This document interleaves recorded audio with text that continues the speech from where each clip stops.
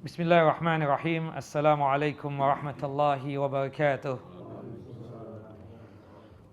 Innal hamdalillah nahmaduhu wa nasta'inuhu wa nastaghfiruh wa na'udzu billahi min shururi anfusina wa min sayyiati a'malina. May yahdihillahu fala mudilla lahu wa may yudlil fala hadiya lahu. Asyhadu an la ilaha illallah wahdahu la syarika lahu wa asyhadu anna Muhammadan abduhu la nabiyya ba'dah.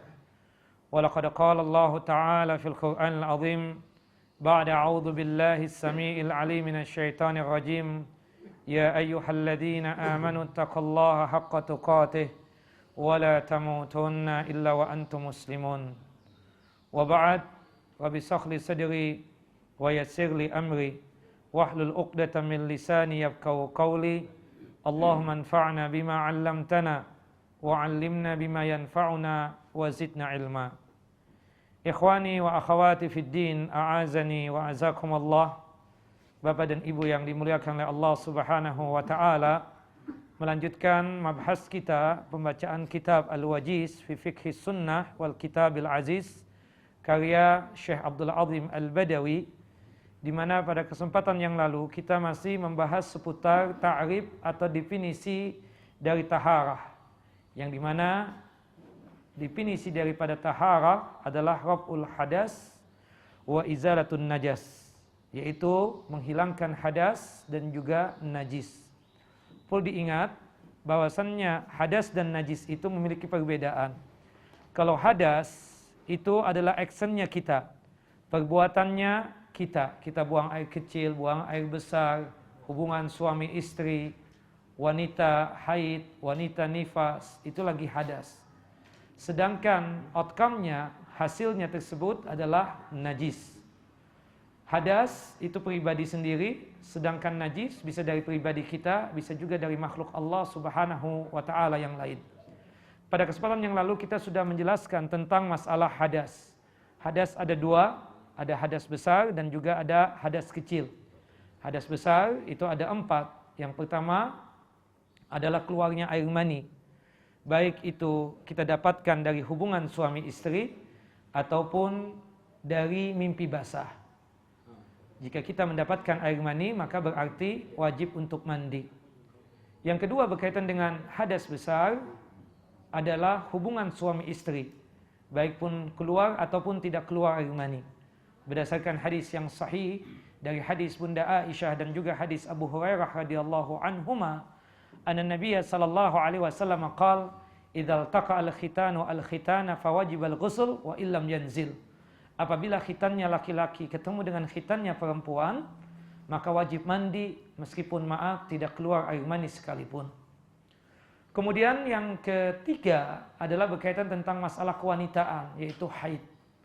Yang keempat, hadas besar tersebut adalah nifas, yang dimana haid dan nifas juga sudah kita bahas pada kesempatan yang lalu. Kalau kita sedikit mengulang, bahwasannya haid itu ya ciri khasnya cuma 5. Pertama, darahnya hitam. Yang kedua, kental. Yang ketiga, bau. Yang keempat, tidak bisa mengering atau membeku. Kemudian yang kelima, yang namanya haid tersebut ya hangat atau agak panas. Kemudian haid paling lamanya tergantung wanitanya. Artinya haid itu tergantung wanitanya paling lamanya. Begitupun juga paling minimalnya itu juga tergantung wanitanya. Bisa jadi sehari, 2 hari ataupun 3 hari. Tapi kebiasaannya adalah 6 hari atau 7 hari. Kemudian ada larangan-larangan yang berkaitan tentang masalah haid dan nifas. Ya, sebelumnya nifas itu adalah darah yang keluar habis melahirkan atau habis keguguran. Nifas paling lamanya adalah 40 hari. Berdasarkan hadis dari Ummu Salamah radhiyallahu anha, kata Ummu Salamah, kanat nufasa'u tajlisu fi ahdin Nabi SAW 40 yawman. Bahwasanya para perempuan nifas menunggu masa lamanya, paling lamanya tersebut selama 40 hari dan 40 malam. Sedangkan paling sebentarnya, paling pendeknya tergantung wanitanya. Bisa saja hari ini melahirkan, tahu-tahu minggu depan sudah tidak mengeluarkan darah nifas lagi, berarti dia sudah suci, berarti dia tersebut wajib untuk membersihkan dari bekas nifas tersebut dengan cara mandi. Jika mandi tidak bisa, maka diganti dengan tayamum. Nah, itu berkaitan tentang masalah haid dan nifas. Haid dan nifas larangannya cuma ada 5. Yang pertama, wanita haid dan nifas tidak boleh sholat tentunya. Yang kedua, wanita haid dan nifas tidak boleh untuk puasa.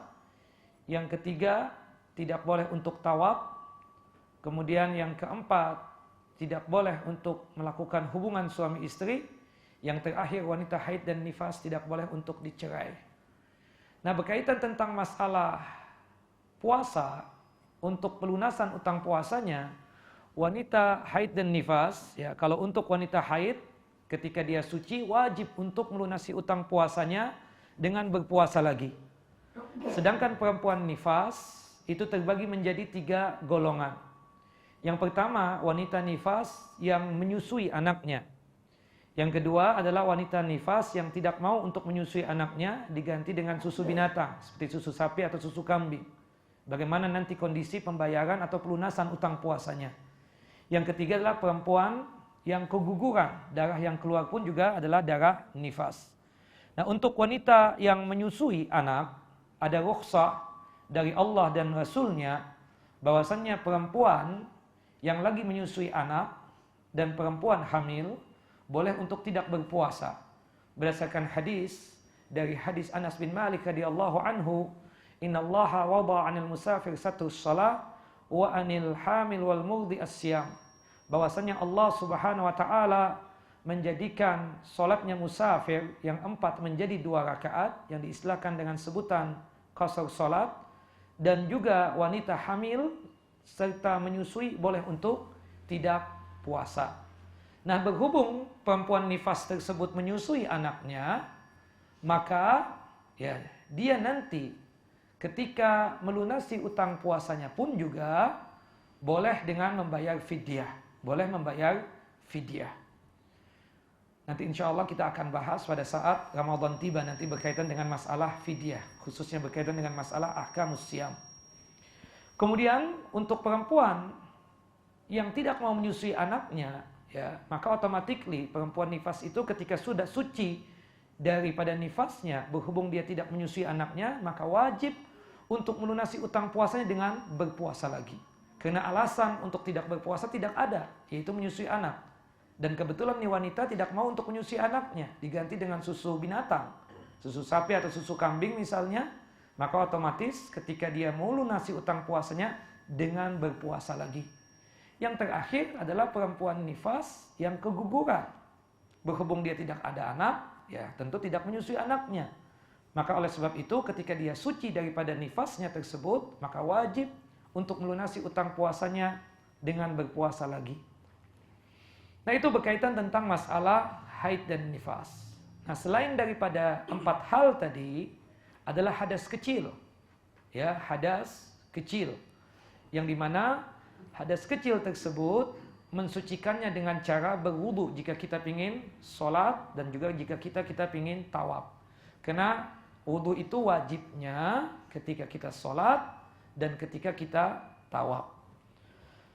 Kemudian kita masuk kepada masalah ta'rif yang selanjutnya. Bahwasanya selain membersihkan hadas, juga membersihkan najis. Nah, najis adalah segala sesuatu yang dianggap kotor oleh Allah dan Rasulnya. Ya. Jadi najis itu adalah segala sesuatu yang dianggap kotor oleh Allah dan Rasulnya. Jadi jika manusia yang menganggap kotor, tapi Allah dan Rasulnya tidak menganggap itu kotor, berarti itu bukan najis. Para ulama sepakat, segala sesuatu yang keluar dari wajah ini atau dari kepala ini, semuanya suci. Kita misalnya mengeluarkan darah mimisan di hidung kita, darahnya najis nggak? Tidak. Ya. Dan juga tidak membatalkan wudhu kita. Berhubung wudhunya tidak batal, berarti sholatnya juga tidak batal. Keluar upil sekalipun tidak najis. Tapi bukan berarti kalau seandainya upil itu nggak najis, kita ngupil waktu pengajian, kan nggak pantas. Akhlaknya nggak ada, ya kan? Termasuk juga ludah, dahak, atau darah yang keluar dari mulut kita, itu nggak najis.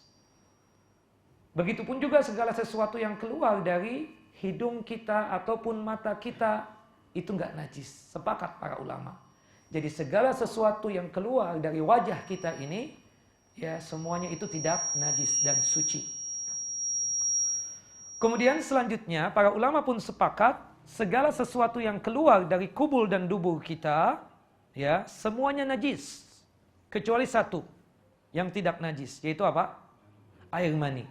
Berdasarkan hadis dari Bunda Aisyah, ketika itu air maninya Rasul mengenai pakaian beliau sampai mengering. Kemudian Bunda Aisyah cuma mengeringkan dengan kukunya tersebut air mani yang kering tadi. Kemudian baju yang terkena air mani tersebut dibawa sholat oleh Nabi Sallallahu Alaihi Wasallam. Jika sekiranya air mani itu najis, pastinya Rasulullah Sallallahu Alaihi Wasallam memerintahkan Bunda Aisyah untuk mencuci baju tersebut. Tapi itu tidak diperintahkan oleh Nabi, bahkan baju yang terkena air mani tersebut dibawa oleh Nabi SAW untuk sholat. Di sini menunjukkan bahwasannya air mani itu tidak najis. Tapi kalau kita mendapatkan air mani berarti kita hadas besar dan wajib untuk mandi. Nah, ala kulli hal bahwasannya segala sesuatu yang keluar dari kubul dan dubur kita semuanya najis kecuali satu, yaitu air mani. Nah, yang jelas bahwasannya segala sesuatu yang keluar dari kubul dan dubur kita itu adalah najis kecuali air mani, ya. Artinya ketika kita mendapatkan najis ya pastinya wajib untuk dibersihkan. Karena menjadi syarat sahnya ibadah salat kita adalah suci daripada najis. Terutama 3 tempat. Badan kita harus suci daripada najis, pakaian kita harus suci daripada najis, kemudian juga tempat sholat kita harus suci daripada najis. Insya Allah nanti lain kesempatan kita akan membahas tentang masalah ibadah sholat berkaitan dengan syarat sahnya ibadah sholat. Kemudian yang kedua yang termasuk najis adalah berkaitan dengan kotorannya binatang. Meskipun terjadi khilaf di kalangan para ulama tentang masalah kotoran binatang yang halal.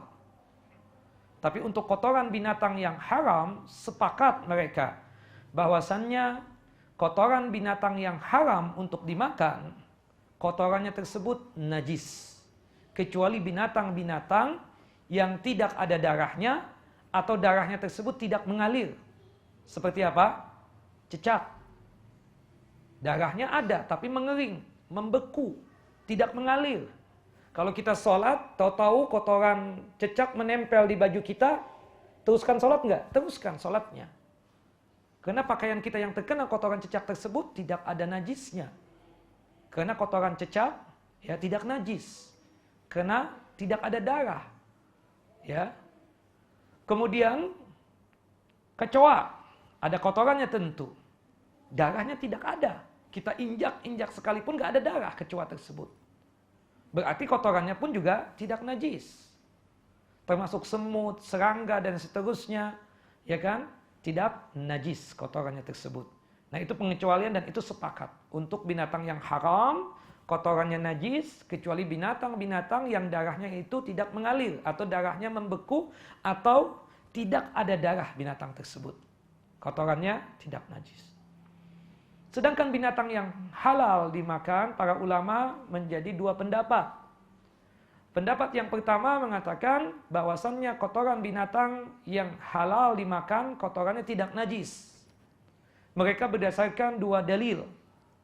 Yang pertama, hadis dari Barra bin Azib radhiyallahu anhu. Ketika itu ada sahabat yang bertanya, "Ya Rasulullah, bagaimana salat di kandang onta?" Kata Rasul, "La tusallu fi mabarikil ibil fa innaha khuliqat minasyayatin." Janganlah kalian tersebut salat di kandang-kandang onta, karena kandang onta itu tempat berkumpulnya syaitan. Kemudian bertanya lagi sahabat, bagaimana kalau di kandang kambing? Kata Rasulullah, "Sallu fi marabidi al-ghanam fa innaha barakatun." Salatlah kalian di kandang kambing, karena kandang kambing itu penuh dengan keberkahan. Kata para ulama yang mengatakan bahwasannya kotoran binatang yang halal itu tidak najis. Buktinya Rasulullah memerintahkan sahabat itu untuk sholat di kandang kambing. Yang ada kemungkinan di kandang kambing tersebut ada kotorannya. Padahal syarat sahnya ibadah sholat kan suci daripada najis. terutama berkaitan dengan tempat sholat. Dalil yang kedua, hadis yang dikeluarkan oleh Al-Imam Bukhari. Pada waktu itu ada salah seorang sahabat dari satu kaum berkeluh kesah tentang masalah sakit perut, ishal, mencret-mencret, bahkan diare.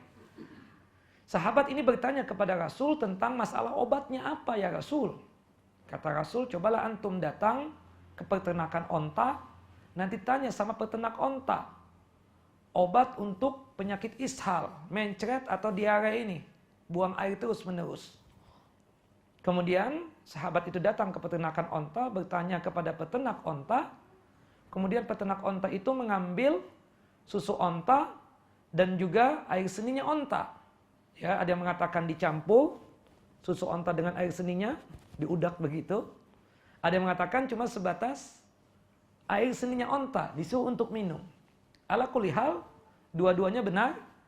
Ya, ketika habis meminum air seninya onta tersebut, sahabat tersebut Masya Allah sembuh dari sakitnya. Nah, jika binatang yang halal itu kotorannya najis, tidak mungkin Rasulullah SAW menyuruh sahabat tersebut meminum air seninya onta. Onta kan halal dimakan, kata para ulama tersebut. Nah, ini dalil mereka yang mengatakan bahwasannya binatang yang halal dimakan tersebut kotorannya tidak najis. Pendapat yang kedua mengatakan bahwasannya binatang yang halal pun kotorannya najis. Mereka berdasarkan 3 dalil. Yang pertama hadis dari Abu Hurairah radhiyallahu anhu, yang dimana Rasulullah SAW mengatakan, "Idza wati'a ahadukum bina'lihi al-adha fa inna at-turab lahu tuhur." Jika salah seorang di antara kalian sandalnya terinjak kotoran, maka cukup dia membersihkan dengan menggosok-gosokkan sandalnya ke tanah, itu sudah suci, sudah bersih. Kata Imam Syafi'i, termasuk ulama yang mengatakan kotoran binatang yang halal pun itu najis kotorannya, di sini umum. Rasulullah mengatakan al-adha, kotoran siapa? Tidak disebutkan apakah kotoran manusia ataukah kotoran binatang. Apakah binatang yang halal ataukah binatang yang haram dimakan. Umum sifatnya, kata Imam Syafi'i. Disinilah menguatkan bahwasannya kotoran binatang yang halal sekalipun, ya, kotorannya tersebut najis. Dalil yang kedua, hadis dari Abdullah. Disebutkan dalam hadis tersebut, hadis yang dikeluarkan oleh Al-Imam Ibnu Majah dan juga Al-Imam An-Nasa'i. Ya, hadis ini disahihkan oleh Syekh Nasiruddin Albani. Ketika itu safar, kekurangan air. Kebetulan Rasul mau buang air besar. Kemudian Rasulullah minta sama Abdullah untuk diambilkan 3 batu bersih. Kemudian Abdullah ini cuma membawakan 2 batu dan kotoran keledai. Kotoran keledai dibuang oleh Nabi SAW sambil berucap, "Innahu rijsun." Ini kotoran keledai najis. Sedangkan 2 batu diambil oleh Nabi SAW. Nah, dari hadis ini, kotoran keledai kan ada 2. Ada keledai yang halal dimakan, ada keledai yang haram dimakan. Yang halal dimakan keledai apa? Lah, sebaliknya. Keledai yang liar, yang wahash, itu boleh dimakan. Sedangkan keledai yang ahli, yang jinak, tidak boleh untuk dimakan. Ya, sebaliknya, di dalam hadis ini, warasati himarin nakirah, umum. Ya, tidak disebutkan ini keledai yang jinak atau keledai yang buas dan seterusnya, tidak disebutkan.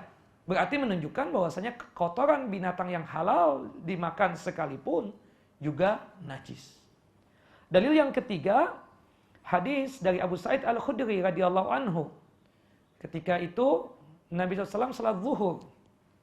Ya, kita tahu kan dulu tidak ada karpet, tidak ada tikar, tidak ada tehal, ya. Salat langsung tanah. Makanya Rasul salat dengan sandal. Nah, boleh kita salat pakai sandal jika langsung terkena tanah. Tapi kalau seandainya di masjid kan ada karpet, ada tikar yang bersih, ya nggak boleh kita salat pakai sandal. Kenapa? Dalam satu hadis yang sahih juga, Rasulullah kalau salat di atas tikar, Rasulullah melepas sandal. Di sini menunjukkan bahwasanya kalau kita sholat di atas sajadah, atau di atas karpet, atau di atas tehal, atau semen, kita lepas sandal. Tapi jika kita langsung tanah, misalnya seperti sholat id, bolehlah antum sholat pakai sandal, nggak ada masalah. Nah ketika itu Masjid Nabawi dalam kondisi langsung tanah. Makanya Rasul sholat pakai sandal. Ketika sholat zuhur tersebut di 2 rakaat yang pertama, tahu-tahu Rasulullah SAW melepas sandalnya. Para sahabat pun juga ikut lepas sandal. Taatnya sahabat. Tanpa bertanya kenapa ya Rasul antum lepas sandal dan seterusnya. Habis selesai sholat, Rasulullah bertanya kepada sahabat, "Lima khala'tum ni'alakum?" Kenapa kalian kok lepas sandal? Kata sahabat tersebut, "Ra'ainak ya Rasul. Kita lihat antum lepas sandal antum. Makanya kita ikut lepas sandal juga." Kata Rasulullah, "Inna Jibril atani fa akhbarani anna fi na'li adza." Tadi Jibril pada waktu 2 rakaat yang pertama datang kepadaku menghabarkan bahwasannya di sandalku tersebut ada kotorannya. Makanya aku lepas. Nah kata Imam Syafi'i rahimahullah, dalam kata hadis ini, dari hadis Abu Sa'id Al-Khudri ini, dikatakan adza, umum juga. Apakah binatang yang halal, apakah binatang yang haram, jangan-jangan juga kotoran manusia dan seterusnya. Tidak disebutkan. Maka oleh sebab itu kata Imam Syafi'i rahimahullah, aku berijtihad bahwasannya kotoran binatang yang halal pun juga kotorannya najis. Kecuali binatang-binatang yang tidak ada darahnya tadi. Seperti cecak, semut, serangga, kecoa, dan yang lainnya. Kotorannya tidak najis. Nah, saya lebih condong kepada pendapat Imam Syafi'i ini yang mengatakan bahwasanya kotoran binatang baik yang halal ataupun yang haram, kotorannya adalah najis. Kotorannya adalah najis kecuali binatang-binatang yang tidak ada darah atau ada darah misalnya tapi tidak mengalir. Nah, itu yang rajih, yang benar. Adapun untuk membantah 2 hadis tadi yang dibawakan oleh orang yang mengatakan bahwasannya kotoran binatang yang halal tidak najis, ya, yang dimana Rasulullah mengatakan tentang kandang kambing innaha barakatun. Dia tidak menafikan bahwasannya Rasulullah tidak memerintahkan untuk membersihkan terlebih dahulu. Kata para ulama yang mengatakan bahwasannya kotoran binatang yang halal pun itu najis, ada kemungkinan Rasulullah juga memerintahkan untuk membersihkan kandang kambing tersebut sebelumnya. Sebelum sholat di kandang kambing tersebut. Tidak mungkin orang sholat, ya kan, langsung percis berada di kotoran kambing. Tidak mungkin.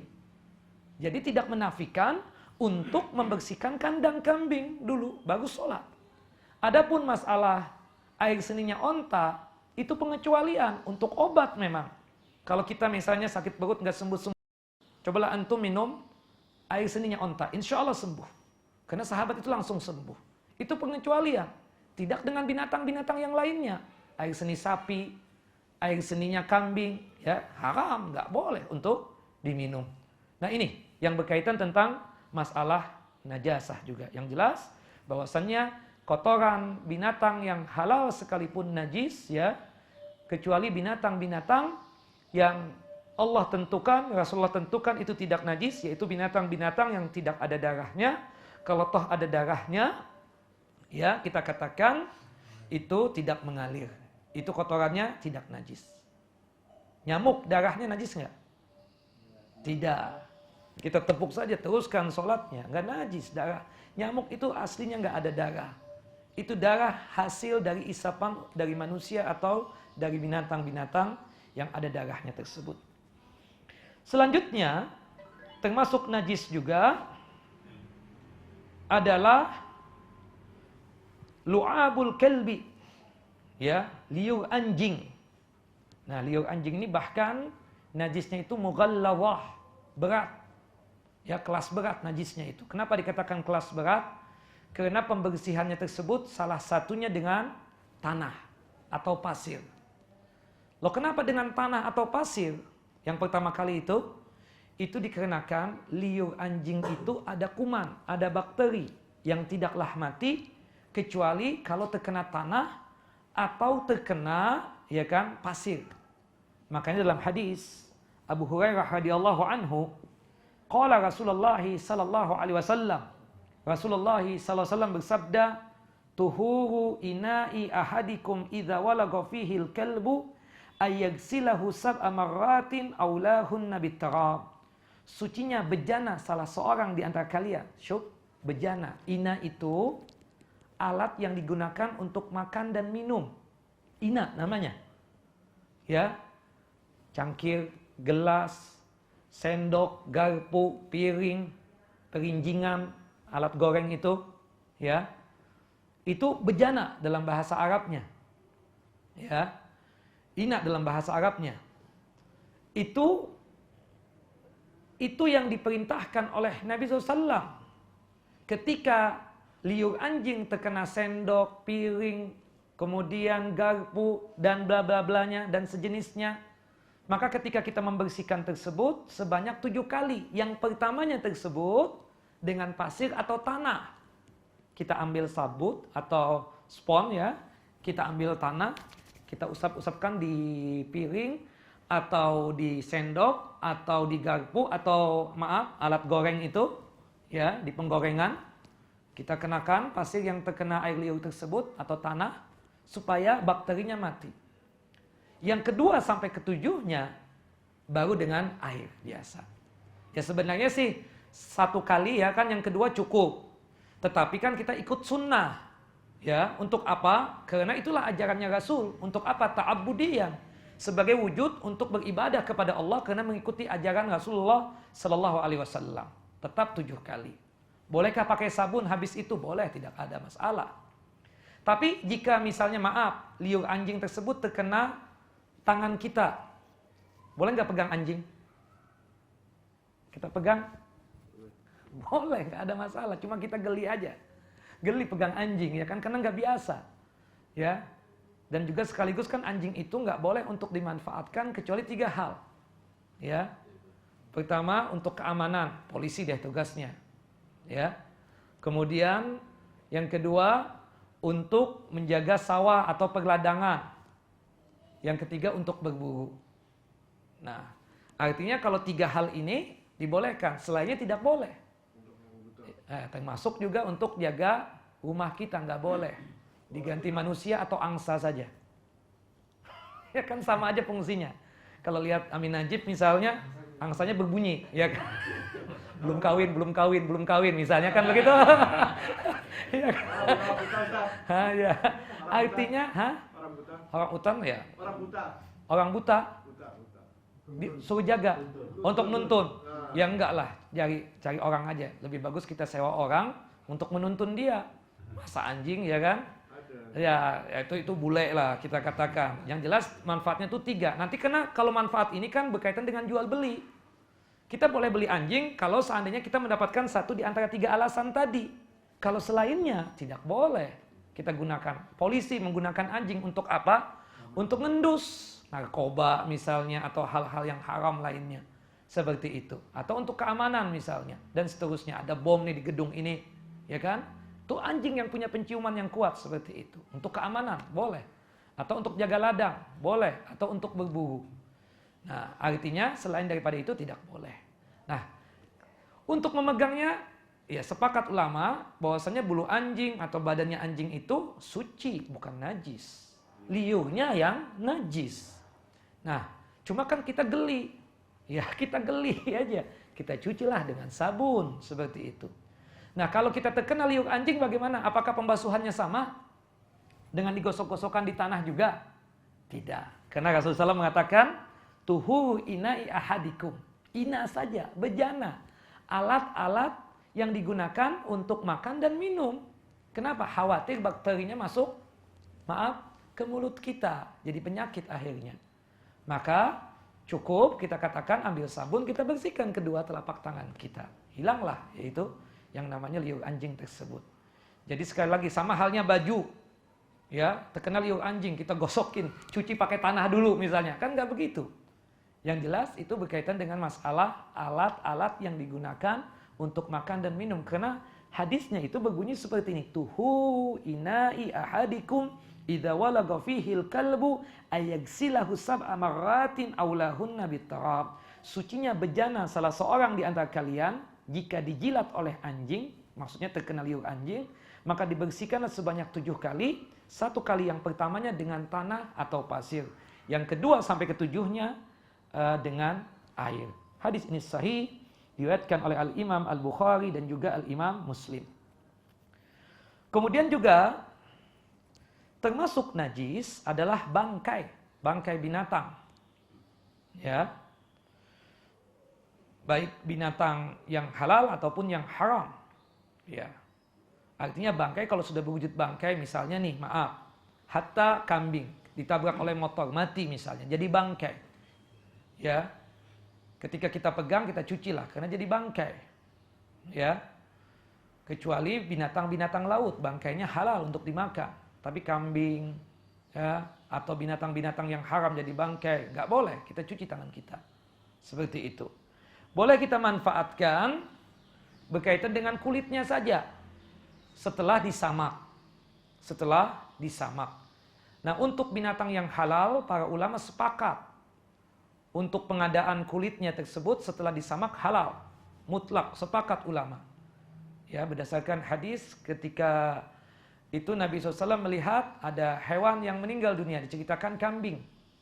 Para sahabat mengatakan sudah jadi bangkai ya Rasul. Kata Rasul, ala tantafi'u bihi, alangkah baiknya engkau memanfaatkannya. Ya, memanfaatkannya, yaitu kulitnya. Nah, kapan? Setelah disamak. Karena kata Nabi SAW, idza dubiga ihab faqad tahur. Kalau kulit sudah disamak, maka sudah suci, dibersihkan. Samak tahu ya? Dibersihkan, dikeringkan, kemudian dijadikan karpet, dijadikan sabuk, ini dan seterusnya, ya, dibolehkan. Tapi mereka berikhtilaf tentang masalah binatang yang haram. Ada beberapa pendapat di sini. Ya. Ada yang mengatakan bahwasanya mutlak binatang yang haram tidak boleh untuk dimanfaatkan kulitnya. Mutlak sama sekali. Ada yang mengatakan bahwasannya seluruh binatang boleh dimanfaatkan kulitnya setelah disamak. Kecuali dua binatang. Babi sama anjing, kata mereka. Ada yang mengatakan bahwasannya semua boleh dimanfaatkan kecuali hewan babi.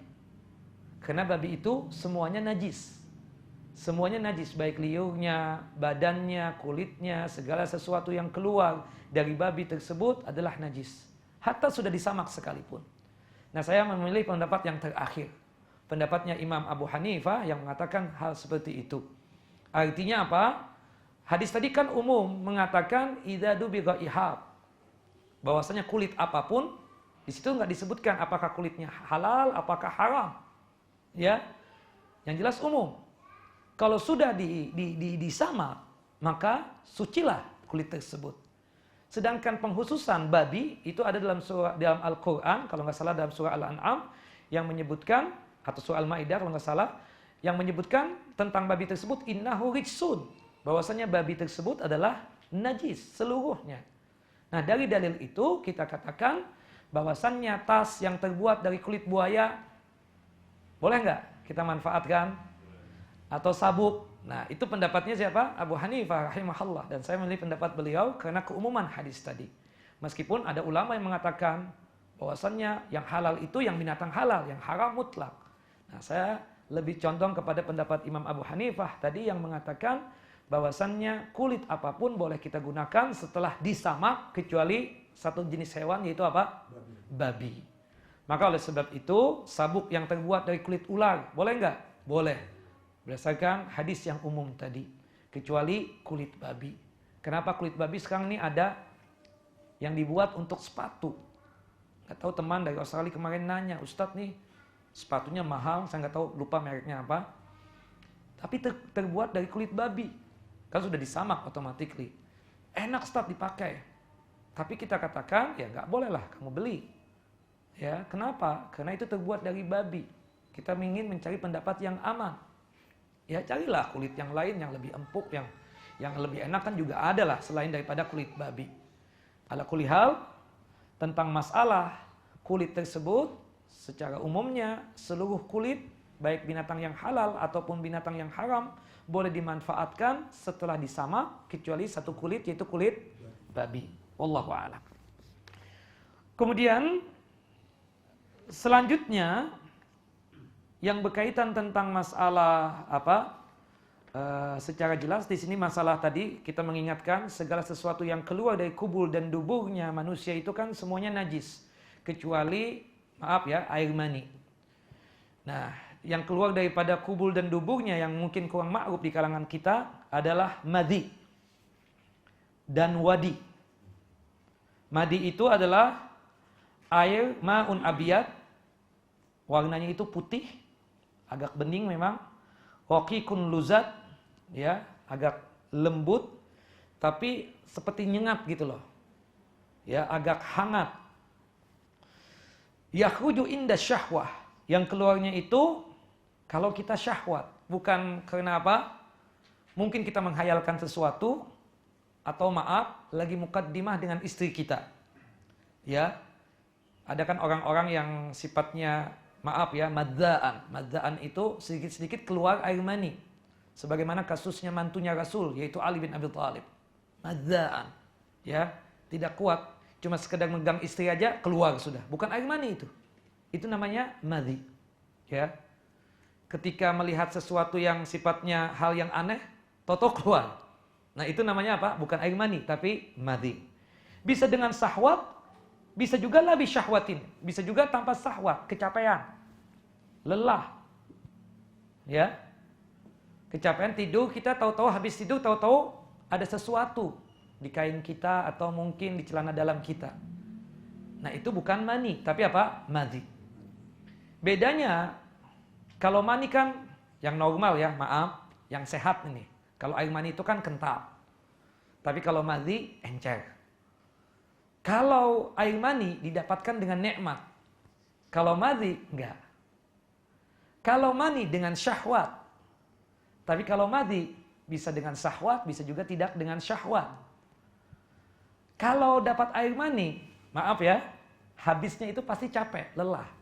Sudah nggak bisa ngangkat tubuh lagi. Apalagi yang shebe-shebe ini, yang tua-tua. Iya kan? Ya. Tapi kalau madhi enggak. Bisa masih punya tenaga seperti itu. Nah, itu perbedaan antara madhi dengan mani. Jelas ya? Nah, kalau mani ini kita katakan atau madhi, ya madhi ini perempuan pun juga mendapatkan. Sama dengan laki-laki. Cuma memang banyaknya itu laki-laki. Tapi perempuan pun ya dapat madhi juga. Nah, madhi adalah najis. Sebagaimana yang disebutkan dalam hadis Ali bin Abi Thalib ketika itu menyuruh Mikdad untuk menanyakan kepada Nabi SAW. Kata Ali, kuntu rajulan madza'an. Aku ini laki-laki yang sering mengeluarkan air mani. Wa kuntu astahi an as'ala Nabi SAW limakani ibnatih. Aku ini malu bertanya kepada Rasul langsung.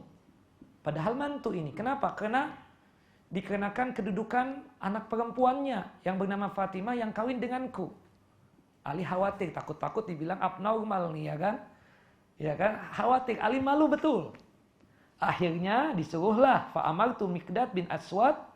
Aku menyuruh Mikdad untuk bertanya kepada Nabi SAW tentang keadaan ini. Fasa'alahu, Mikdad pun bertanya kepada Rasul. Faqala yagsil dzakarahu wa yatawadda. Hendaknya ya orang yang mendapatkan air madhi membersihkan air madhinya tersebut, disucikan zakarnya atau kemaluannya, dan setelah itu berwudu. Berwudu itu wajibnya ketika mau sholat tentunya. Hadis ini sahih diriwayatkan oleh Al-Imam Al-Bukhari dan juga Al-Imam Muslim. Sedangkan wadi, ma'un abiyat sakhinun yakhruju ba'dal baul. Air yang putih juga, bening, sakhin, panas ya. Yang keluarnya itu setelah kita buang air kecil. Nah, biasanya habis buang air kecil, ada tes-tes yang keluar itu adalah wadi. Biasanya keluar habis kita buang air kecil. Namanya wadi. Dan tentu berhubung menyatu dengan air seni kita, ya berarti itu najis. Bersihkan kemaluannya, dan kalau ingin sholat atau tawaf, berwudulah. Karena itu membatalkan wudu.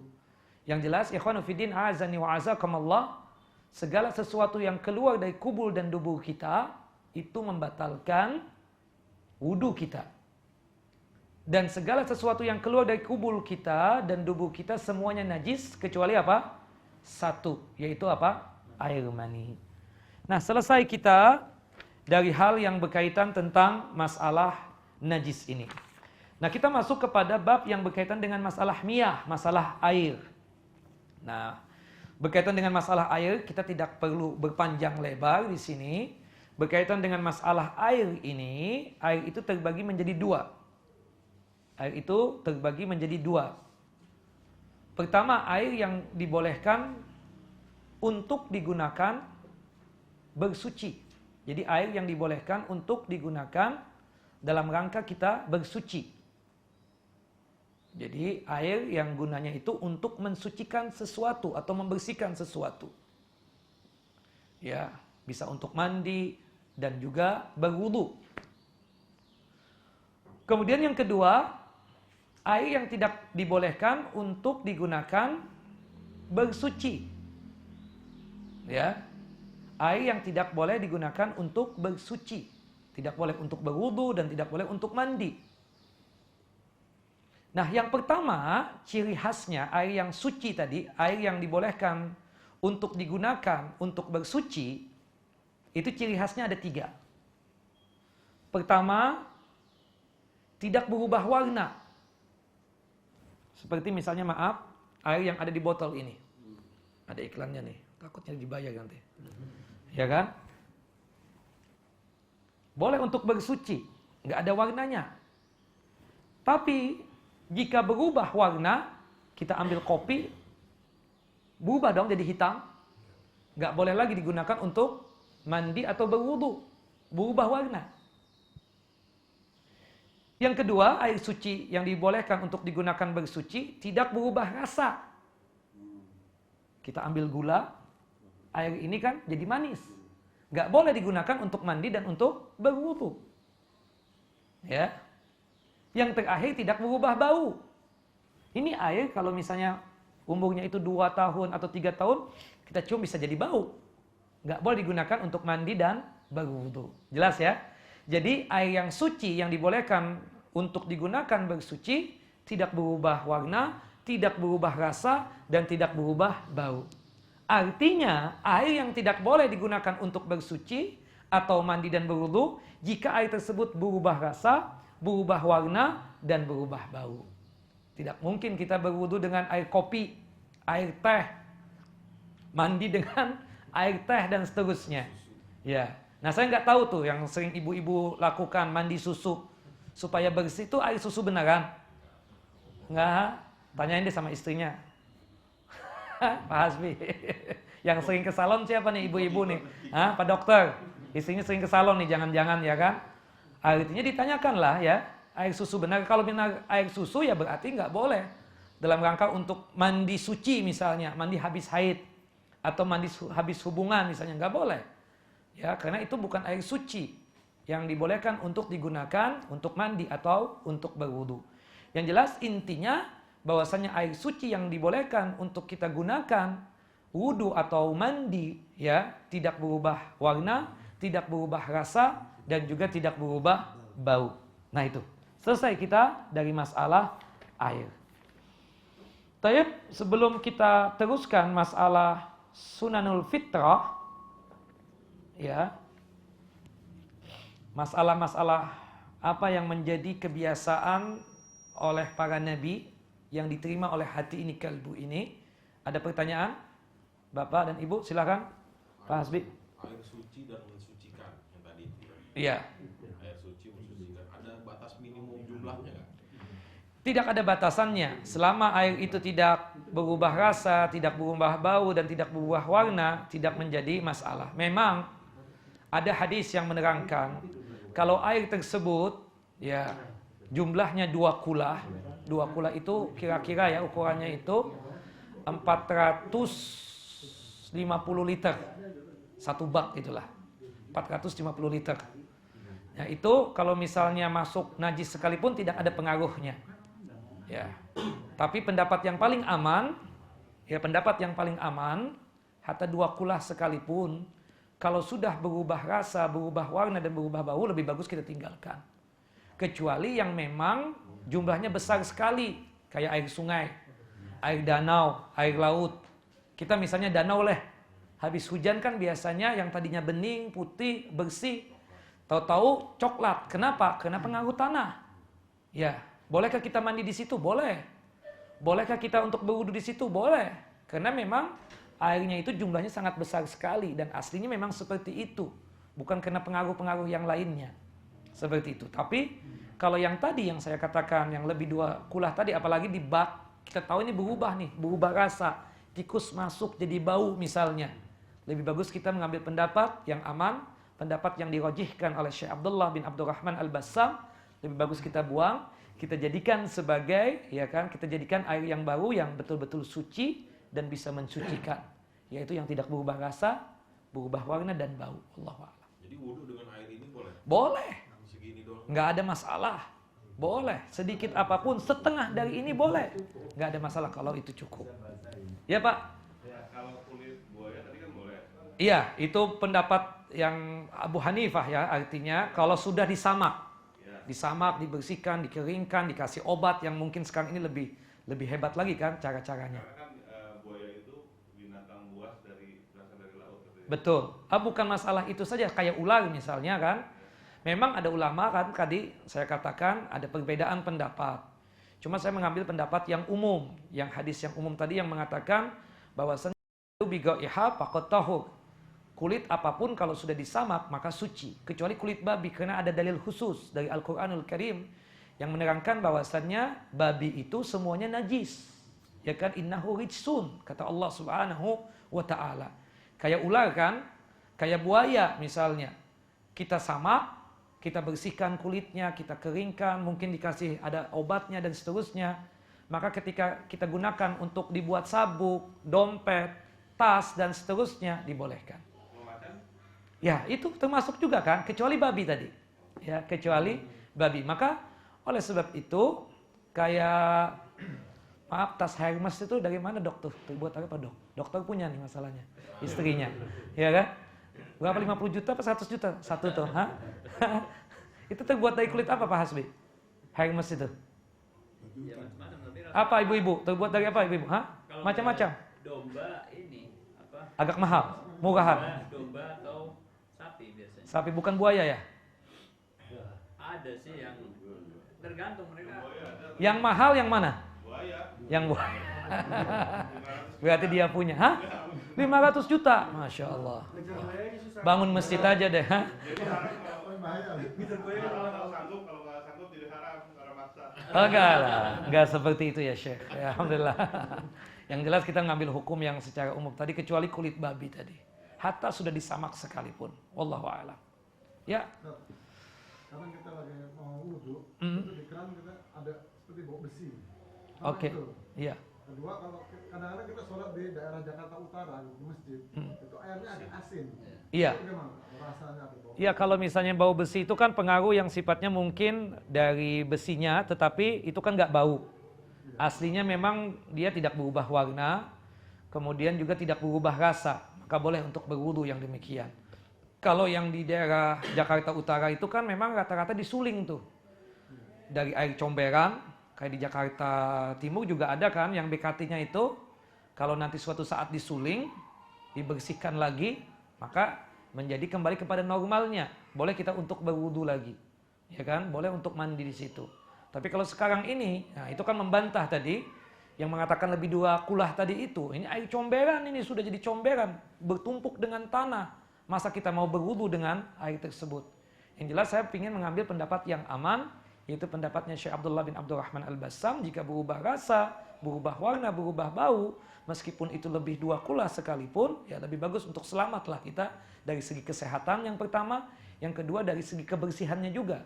Seperti itu, lebih bagus kita menghindar. Nah, kalau yang antum sebutkan tadi, cuma terasa bau besi saja, ya nggak ada masalah lah. Wallahu a'lam. Yang asin nggak ada masalah lah, karena itu ada kemungkinan itu diambil dari air laut. Ya, dan kita kan boleh bersuci dengan air laut karena aslinya memang asin air laut tersebut. Makanya kan ketika ada sahabat bertanya kepada Nabi SAW tentang air laut, kata Sallam, innahu tuhurun wa hillu maitatuhu. Air laut itu suci, bersih, boleh kita mandi, boleh kita berwudu. Dan bangkainya itu ada ikan mati misalnya di laut, kita ambil, kita makan, boleh, nggak ada masalah. Kecuali binatang-binatang yang memang ditentukan oleh Allah dan Rasulnya, itu binatang nggak boleh kita makan. Buaya misalnya, karena ada dalil yang melarang kita makan buaya. Ya misalnya ular yang hidup di sungai atau di danau misalnya, karena ada dalil yang mengatakan kita nggak boleh makan ular. Termasuk ya binatang-binatang yang sifatnya tersebut ada larangannya seperti katak, karena ada dalil. Tapi ikan paus boleh nggak kita makan? Boleh. Ikan hiu? Boleh, nggak ada masalah. Karena nggak ada dalil yang menerangkan bahwasanya ikan paus, ikan hiu itu dilarang untuk kita makan. Dan dikembalikan kepada keumuman dalil bahwasannya segala sesuatu yang hidup di lautan atau di sungai, binatang-binatangnya halal, kecuali binatang yang memang disebutkan oleh Allah dan Rasulnya itu haram. Wallahu a'lam. Ya. Di sini ada pertanyaan dari ibu-ibu, apakah benar wanita yang keguguran sebelum 3 bulan tidak ada nifasnya, kita harus sholat? Tidak benarlah. Karena itu kan tadinya 2 bulan, maaf, ya, itu kan ada anak tadinya. Ketika dia tersebut ada anak itu kan ketika sperma ketemu dengan sel telurnya wanita, ya kan, maka menjadilah anak meskipun belum ditiup ruh. Ya kan, di situ kan Allah Subhanahu wa taala membikin tulang belulang, kemudian dibikin lagi dagingnya ada sampai nanti pas umur 4 bulan tepatnya 120 hari ditiupkanlah ruh. Artinya kan proses itu ada. Makanya perempuan yang hamil muda saya sarankan jangan puasalah. Berbahaya. Karena itu pembentukan fisik nih. Meskipun kalau hamil tua sudah bolehlah untuk puasa, nggak ada masalah. Tetapi saya khawatir juga Allah dan Rasulnya mengasihkan rukhsah. Perempuan yang hamil boleh tidak puasa, diganti dengan fidyah. Makanya ketika anaknya Abdullah ibnu Umar hamil, dia muntah-muntah sering nggak kuat merasa, disuruh untuk berbuka, jangan dipaksakan puasa. Lebih bagus engkau tidak puasa, bayarlah fidyah dan itu cukup karena ada rukhsah dari Nabi SAW. Maka oleh sebab itu ibu-ibu, hatta sebelum 3 bulan sekalipun, sebelum 4 bulan sekalipun, kalau kita keguguran misalnya, maka darah yang keluar itu adalah darah nifas. Maka ketika darah yang keluar itu darah nifas, maka tidak boleh sholat. Termasuk juga tidak boleh puasa, dan juga tidak boleh hubungan, termasuk juga tidak boleh tawaf, termasuk juga tidak boleh untuk dicerai. Wallahu a'lam. Nah, yang tadi yang malah yang mengatakan bahwasannya sebelum 4 bulan itu ya itu bukan darah nifas, dasarnya apa? Ya kan harus ada dalilnya. Ya. Malah yang inilah yang ada dasarnya dikembalikan kepada keumpamaan perempuan nifas. Perempuan nifas itu kan artinya darah yang keluar habis melahirkan. Karena ada anak, keluarlah darah nifas tersebut. Termasuk tadinya ada anak, tapi qadar Allah jadikan belum ada anugerah anak lagi. Keluarlah darah. Darah apa namanya? Ya darah nifas juga. Wallahu a'lam. Silakan. Bapak. Sebenarnya nanggung nih, sebentar lagi zuhur. Ada pertanyaan yang lain berkaitan dengan apa yang kita bahas ataupun selainnya berkaitan dengan ahkamul fiqhiyah.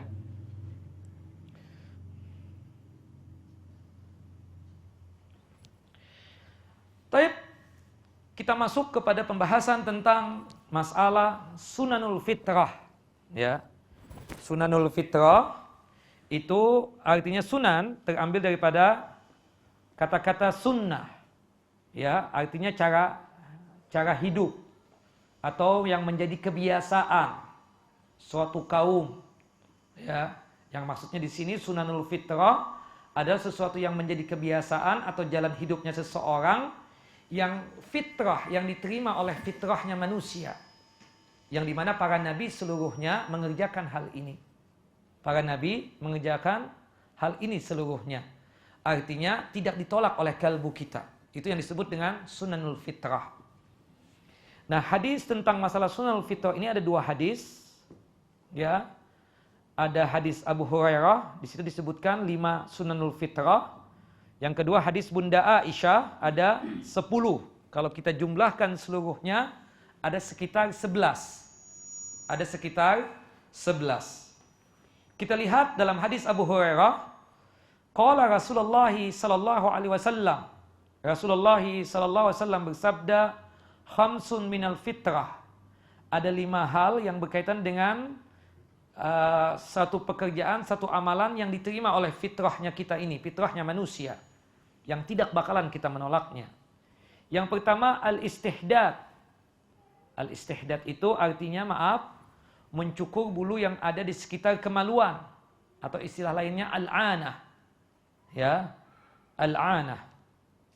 Halqul anah. Istihdad itu bisa dengan cara dikerok habis, dibersihkan, namanya halqul anah. Bisa juga dengan cara, dipotong bilqos, miqos, dengan gunting atau sejenisnya. Atau juga yang disebut dengan istihdad itu bisa juga dengan dicabut. Tapi dicabutnya kan kelamaan, bisa sampai berjam-jam nanti nggak bersih-bersih. Kecuali dengan alat, apa tuh namanya? Yang ditempelkan apa? Wax. Tss, langsung. Sakit nggak? Iya. Ya. Nah, ibu-ibu tuh tahu tuh. Cabut ini kan boleh, nggak ada masalah. Tempelkan di sini, tempelkan di situ, cabut. Kalau kuat nggak ada masalah. Cuma saya lebih condong memilih yang dimikos, yang dipotong dengan gunting. Kenapa? Kalau dikerok memang awalnya enak. Tapi setelah itu kalau tumbuh sedikit aja, jadi sakit dan gatal. Ya. Ya, memang hikmahnya kenapa itu dipotong, baik dikerok ataupun dipotong dengan gunting, dirapikan, dicukur ya. Itu supaya hubungan suami istri lebih semangat lagi. Karena lebih nikmat. Seperti itu kata para ulama. Yang jelas istihdad ini bisa dengan cara wave tadi, dicabut ataupun dikerok ataupun dengan cara ya kan dipotong, dicukur. Yang kedua, termasuk sunanul fitrah, ya, amalan yang diterima oleh fitrahnya kita itu adalah khitan. Bersunat, berkhitan. Tapi ini wajib untuk laki-laki. Tidak dengan wanita. Wanita memang ada 3 pendapat. Di situ ada yang mengatakan wajib, ada yang mengatakan sunnah, ada yang mengatakan mubah. Tapi yang benar adalah hukumnya mubah. Jadi kalau toh kita ingin memotong atau menghitan anak perempuan kita, ya hati-hati betul. Cari dokter yang ahli betul dalam hal seperti itu. Jangan sampai kelebihan nanti. Membuat syahwatnya hilang. Ya, tapi kalau nggak dipotong boleh nggak? Boleh, nggak ada masalah. Ya. Artinya apa? Khitan ini wajibnya adalah untuk laki-laki. Nah, khitan ini yang pertama kali melakukan khitan Nabi Allah siapa? Ibrahim alaihissalam, sebagaimana yang disebutkan dalam hadis Abu Hurairah radhiyallahu anhu, anna Nabiya sallallahu alaihi wasallam qaal, bahwasanya Nabi sallallahu bersabda, ikhtatana Ibrahimu Khalilur Rahman ba'dama atat alaihi samanuna sanah. Bahwasanya Nabi Allah Ibrahim alaihissalam berkhitan, beliau kekasihnya Allah, itu berkhitan pada saat berumur 80 tahun. Subhanallah. Syariat ini ada pada zaman Nabi Allah Ibrahim alaihissalam. Nah, di situ yang diperintahkan Nabi Allah Ibrahim alaihissalam laki-laki. Istri beliau yang bernama Sarah dan Hajar tidak diperintahkan oleh Allah Subhanahu wa taala. Di sini yang menguatkan bahwasannya untuk wanita ya hukumnya mubah. Boleh dikhitan, boleh tidak. Bahkan wallahu alam katanya di Indonesia ini mau diharamkan itu. Mau dilarang untuk khitan buat perempuan. Tapi sudah digolkan nggak itu masalah itu? Ya saya nggak tahu, nggak mengikuti lagi. Tapi kalau nggak salah itu sudah mulai ada pelarangan. Iya kan? Tapi kalau untuk laki-laki tentu wajib. Kenapa? Karena ada bagian yang lebih itu. Yang kalau kita kencing atau buang kotoran dari bagian itu akan menempel. Yang membuat apa? Membuat kita menjadi sakit. Dan itu hikmahnya di khitan tidak lain apa? Supaya hubungan itu lebih enak. Kalau yang tidak berkhitan, ya itu wallahu alam. Saya sendiri sudah kawin dalam kondisi sudah dikhitan. Iya kan? Artinya wallahu alam, artinya kita katakan tentu syariatnya untuk menjaga kebersihan dan seterusnya. Nah, sunnah di khitan itu kalau kita punya anak laki-laki pada saat berumur 1 minggu, 7 hari. Ya, 7 hari. Nah, disunnahkan pertama kali dapat anak kan, itu nggak ada adzan, nggak ada iqamah. Adzan dan iqamah itu untuk sholat wajib saja, tidak untuk selainnya. Kalau kita dapat anak, yang pertama kali adalah mentahniknya. Mentahnik, kita ambil kurma, kita kunyah-kunyah kurma tersebut, ya tidak perlu ustadz lah dan kiai. Ya, kita bukan rasul. Kalau rasul memang ada berkah, seluruh tubuhnya rasul ini keberkahan. Makanya sahabat tuh banyak membawa anak supaya Rasul melakukan tahnik. Kemudian manisannya tersebut kita ambil dengan telunjuk kita jilatkan di bibir anak kita dan di lidah anak kita. Itu namanya apa? Tahnik. Ya. Jangan kurma 1 biji nanti keselak, akhirnya yang ada pada menangis nanti semua, ya kan? Bisa bahaya itu. Jadi dikunyah-kunyah, ya kan? Baik ayahnya ataupun bapaknya ataupun kakeknya. Ya. Jangan ustadz lah. Ya, jangan. Itu keberkahan itu lain sudah. Itu khusus Rasul yang berkaitan dengan Rasul. Ketika itu sahabat membawakan anaknya, kemudian Rasul mengambil kurma 1 biji, kemudian dikunyah-kunyah oleh Rasul, kemudian manisannya dikenakan ke bibirnya sang anak, kemudian ke lidahnya sang anak. Itu khusus Rasul kita katakan. Jadi sunnahnya itu untuk ayah bunda dari sang anak tersebut, tahnik itu. Nah, kenapa? Enggak, baru anak lahir. Baru anak lahir itu tahnik. Ya, jadi tahnik, ambil kurma, kunyah-kunyah. Sudah dari liur kita ini kan ada manisannya. Kita jilatkan di bibir anak kita dan lidahnya. Jadi sebelum disusuin. ganti azan aja lah kita bilang. Lah memang enggak ada azan dan iqamah. Azan dan iqamah itu untuk sholat. Ya, sholat yang wajib lagi, sholat sunnah aja enggak ada. Makanya kita katakan adzan dan iqamah itu kalau waktu lahir saja hadisnya palsu, maudhu, ya kan? Apalagi waktu meninggal dunia. Meninggal dunia itu kan penganalogian, mengkiaskan dengan orang yang baru terlahir ke muka bumi ini. Berhubung waktu terlahir ke muka bumi ini mendengarkan adzan dan iqamah, maka waktu meninggal pun juga diperdengarkan adzan dan iqamah. Padahal mayit sudah nggak mendengar lagi. Iya kan? Mayit nggak mendengar lagi, kita teriak-teriak juga dia nggak bakal bangun lagi kan? Ya, anak lagi diadzankan, takutnya gendang telinganya nanti bisa putus atau bisa bermasalah. Kencang lagi teriaknya ya kan? Udahlah, nggak ada sunnahnya. Nanti kita membahas masalah akikah secara khusus. Yang jelas waktu pertama kali kita dapat anak tahnik saja. Ya syukur kepada Allah boleh. Atau misalnya sekian lama kita menantikan buah hati ini, setelah 10 tahun baru dapat anak, bolehlah sujud syukur, nggak ada masalah seperti itu. Di hari yang ke-7 baru kita akikahin. Kalau untuk wanita berapa ekor?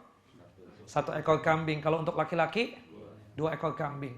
Kalau misalnya kembar 4, laki-lakinya? Hah? Enggak lah. Kalau 10 nanti gimana? Kembarnya 10, 20 ekor kambing. Kan enggak, tetap 2 ya Syekh. Hadisnya apa? Rasulullah SAW ketika dapat cucu Hasan Husain kan 2 orang. Kalau akal-akalan kan 4, tapi kan enggak. Sunnahnya tetap 2 gitu loh. Mau 2, mau 3, tetap 2 begitu loh. Iya. Akikah itu bukan ngikut ke si anak. Iya, jumlahnya kan Rasulullah buktinya Hasan Husain 2 kan? Jangan dikira Rasulullah nggak mampu, nggak ada duit nih beli kambing. Kan enggak lah. Rasulullah begini juga insya Allah ada yang banyak yang ngasih kan? Iya kan enggak lah. Buktinya Hasan Husain ketika Ali dapat anak ya kan? Berapa ekor kambing? 2 ekor kambing saja. Jadi cukup lah. Kalau perempuan hatta 2 atau 3 tetap berapa? Tetap 1.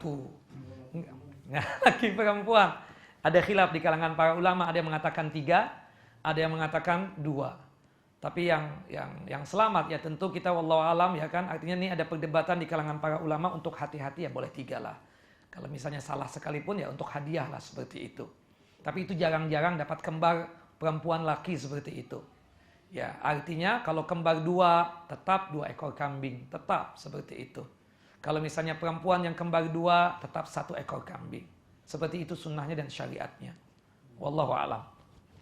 Nah yang ketiga, kalau anak laki-laki di hari yang ke-seminggu itu, di hari yang ke-7 dihitankan. Nah itu lebih enak sebenarnya daripada nunggu SMP atau SMA. Sudah alot. Ya kan kalau misalnya 1 minggu kan lebih gampang dokter seperti itu. Ya, apalagi SMP baru sunat misalnya, kesian betul. SD aja sudah terlambat, TK aja sudah terlambat. Ya, seminggu lah. Seperti itu. Nantilah kita akan membahas masalah akikah secara khusus. Nah, di hari yang ke-seminggu itu kita resmikan nama anak kita. Peresmiannya di seminggu. Tapi kalau jauh-jauh hari boleh nggak mengasih nama anak? Boleh, nggak ada masalah. Misalnya antum punya anak 2 perempuan, 1 Aminah, 1 Aisyah. Tapi antum punya anak laki-laki. Pingin dipanggil, siapa pingin kalau anak laki-laki antum ya Pak Hasbi? Saya pingin Abdullah Ustaz. Nah, anak panggil antum Abu Abdillah. Boleh nggak? Boleh, nggak ada masalah. Hatta kita nggak kawin sekalipun, nggak punya anak nih, boleh nggak mengkunyah diri kita? Boleh nggak? Dalilnya siapa? Dalilnya perbuatannya siapa? Siapa? Salah satu bunda kita. Bunda Aisyah.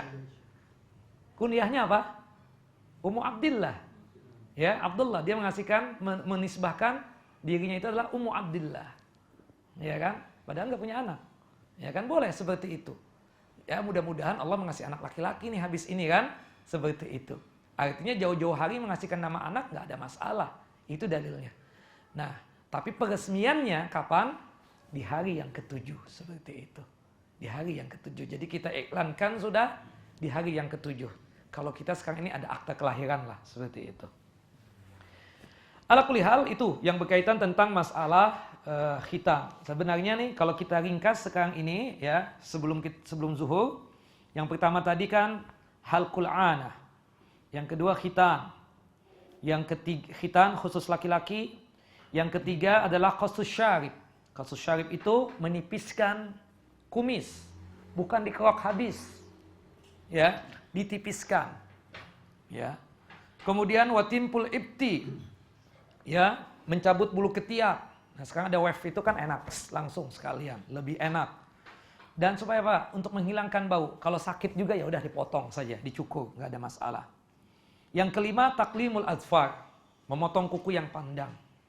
Makanya ibu-ibu medikur itu nggak sunnah. Ya, medikur nggak sunnah itu. Dipanjangkan kuku, dibersihkan sekalipun, itu nggak sunnah. Itu kukunya jin seperti itu. Ciri khasnya jin itu kukunya panjang-panjang. Makanya dipotonglah kuku tersebut. Nggak boleh dibiarkan panjang. Jadi bilang sama istri-istri antum, saya nggak mau mengasih duit nih untuk salon yang sifatnya medikur. Karena saya ikut dosa juga bilangin seperti itu. Jadi alhamdulillah duitnya bisa ditabung lagi. Nggak dibuang secara percuma seperti itu. Nah itu 5 hadis Abu Hurairah. Kalau hadis Bunda Aisyah itu ada 10. Ya, secara singkat. Yang pertama qasus syarib, memotong kumis, bukan dikerok habis ya. Ada satu jamaah itu, jamaah aliran sesat mengerok habis itu. Kata Imam Malik, orang yang mengerok habis ini, ya, yudrab, dipukul. Apa lagi? Dosa besar sudah dikerok habis. Ya Ami ya. Habis ini jenggot lah, ya kan? Berjenggot ya. Yang kedua, i'fa'ul lihyah, memanjangkan jenggot, khusus laki-laki. Kalau wanita kan hatta di sini tumbuh sedikit saja, ya dikerok, dihabiskan. Kalau wanita, makanya ciri khas laki-laki itu berjenggot. Kalau yang tidak berjenggot itu alay namanya. Karena meniru wanita. Subhanallah, kalau berjenggot lagi ini Ami ya, bisa kawin lagi. Ya kan? Karena pingin menambahkan syahwat. Faris sudah setuju 2 atau 3, ya kan? Boleh. Karena semua nabi itu berjenggot. Semua nabi berjenggot dari Nabi Adam sampai Nabi Muhammad berjenggot. Makanya ketika Musa marah kepada Harun karena orang-orang Yahudi menyembah patung anak sapi yang dibikin oleh Musa As-Samiri, ya. Nabi Musa saking kesalnya sama Harun memegang jenggotnya. Kenapa begini lagi? Ya Musa, kaummu seperti ini, aku lemah, kata dia. Sudah aku kasih nasihat dan seterusnya. Yang dipegang jenggotnya. Jadi jenggot itu sunnah. Yang sunnah di sini bukan diartikan pemahaman ahli fikih ya. Dikerjakan mendapatkan pahala, meninggalkan tidak mengapa. Sunnah di sini maksudnya adalah yang dipahami oleh ahlu akidah. Artinya ciri khasnya para nabi. Hukumnya wajib berjenggot. Ya nggak mampu sekaligus panjang seperti saya, nggak apa-apa, sedikit-sedikit dulu deh. Kalau sudah sedikit-sedikit sudah mantap, harim pada marah, ya kan? Nggak marah juga, boleh panjang. Biasanya yang nggak ada jenggot itu biasa dimarahin harim, istri. Nah, kan? Malu, ya kan? Ah malas jalan sama kamu, dikira kakeknya atau ayahnya, ya kan begitu. Ini harim-harim kita harus kita kasih pelajaran. Bahwasannya apa? Ini sunnah Nabi. Bahwa para wanita-wanita di zaman Nabi SAW bangga kalau suaminya tersebut menunjukkan kelaki-lakiannya. Salah satunya apa? Berjenggot seperti itu. Jadi ibu-ibu jangan dilarang ya suaminya pakai jenggot. Dosa ibu melarang suaminya berjenggot. Kemudian yang kedua atau yang ketiga, siwak, nanti kita akan bahas. Yang keempat, istinsyaqul ma, membersihkan hidung pada saat berwudu, nanti kita akan jelaskan juga. Yang kelima, qasful adfar, memotong kuku yang panjang.